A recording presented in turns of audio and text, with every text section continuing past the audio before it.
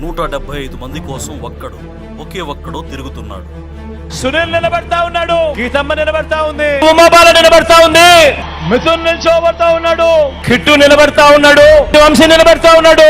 గుడివాడ నుంచి నేను చెప్పాల్సిన అవసరం లేదు.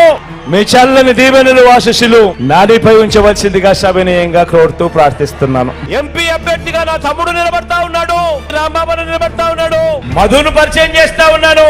మన పార్టీ ఎంపీ అభ్యర్థిగా తాను నిల్చోబోతా ఉన్నాడు. ఒక్కడి కోసం 100 మందికి పైగా పిఠాపురంలో తిష్ట వేశారు. ముఖ్యంగా వర్మ గారికి నియోజకవర్గం నా గెలుపు మీ చేతుల్లో పెట్టాం.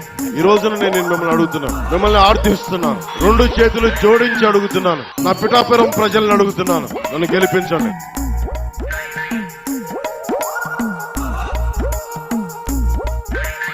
దీన్ని బట్టి అర్థం చేసుకోవచ్చు ఎవరి దమ్ము ఎంతో, ఎవరి కలేజా ఎంతో. ఒకవైపు ఎండలు దంచి కొడుతున్నాయి, మరోవైపు ఎన్నికల వేడి పీక్స్ లో ఉంది. అభ్యర్థుల్లో అలజడి రేగుతోంది. ప్రతి ఒక్కరూ ఫ్యాన్ కింద నిలబడుతున్నారు. ఈ ఎండలకు టీ తాగటం అంటే పెనం మీద నుంచి పొయ్యిలో పడటమే అంటున్నారు. దీనికి తోడు గాజు పగిలింది, 175 ముక్కలైంది. జనసేన పార్టీ గుర్తుగా ఉన్న గాజు గ్లాసును ఎన్నికల కమిషన్ ఫ్రీ సింబల్ చేసింది. ఈ దెబ్బకు గాజు పగిలింది.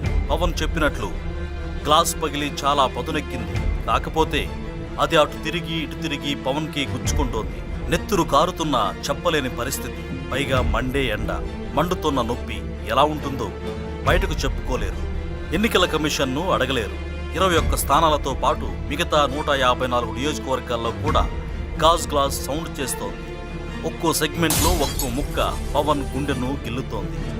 వైసీపీ వ్యతిరేక ఓటు చీలకూడదనే బాబుతో జట్టుకట్టాడు. ఇప్పుడు ఆయన గాజు ముక్కలే ఆ ఓట్లు చీల్చుతాయనే భయం పట్టి పీడిస్తోంది. తలచినదే జరిగినదా దైవం ఎందులకు అని పెద్దలు ఊరికే అనలేదు.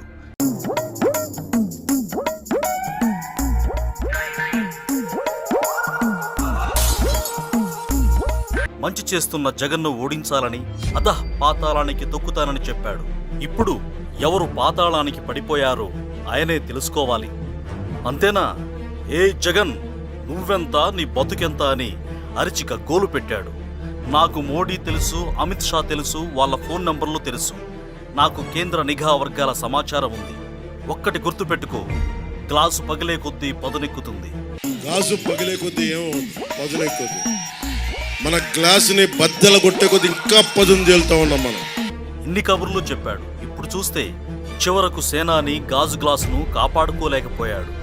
గాజు ముక్కలను ఏరుకోవాలంటే 175 నియోజకవర్గాలు తిరగాలి. పిఠాపురంలో ప్రచారానికి దిగిన 2 రోజులకే హీరో గారికి జర్రమొచ్చింది. హెలికాప్టర్లో హైదరాబాద్ వచ్చి బజ్జున్నాడు.